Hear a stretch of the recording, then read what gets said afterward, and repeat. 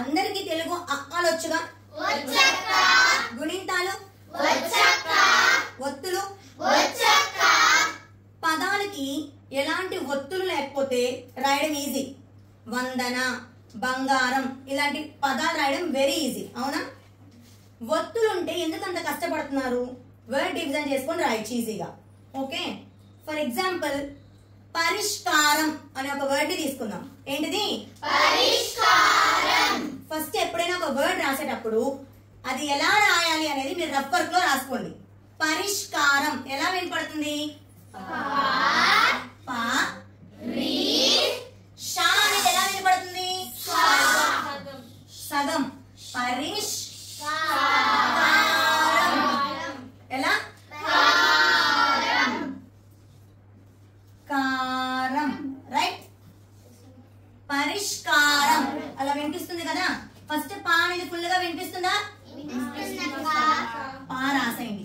రాకి ఏం గుణింతపు గుర్తుంది? గుడి. గుడి. రాకి గుడిస్తే రి. ఇది కూడా అయిపోయింది. నెక్స్ట్ ఇదేంటి? ష్ అనేది ష అనేది షగా సగమే వినపడుతుంది, అవునా? సగమే వినపడుతుంది, ఏం చేయాలి? ఫుల్ గా రాయాలి. సగమే వినపడుతుంది, ఫుల్ గా రాయాలి. ఫుల్ గా రాయండి, కొట్టండి. నెక్స్ట్ ఏ లెటర్ ఉంది? కాకి దీర్ఘం ఉంది. ఆ దీర్ఘాన్ని దాని పక్కన ఉన్న దానికి, అంటే మనం సగమే పలికింది రాసామే, దానికి గుణింతపు గుర్తుగా పెట్టాలి. అంటే అదేమైంది? షా. షా అయింది. ఇప్పుడు దీర్ఘం పోయింది, ఏం మిగిలింది? కా అనేది మిగిలింది. ఎక్కడుంది కా అనేది? సగమే పలుకుతున్న దానికి పక్కన ఉంది, అవునా? దానిని దీనికి ఒత్తుగా పెట్టాలి.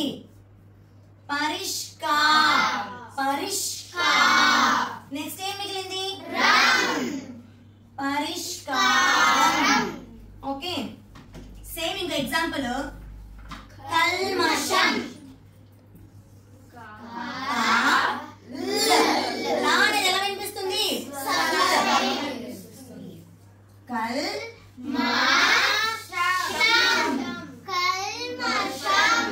కల్మషం. ఫస్ట్ ఏం వినిపిస్తుంది? కా అనేది ఫుల్గా ఉంది కదా.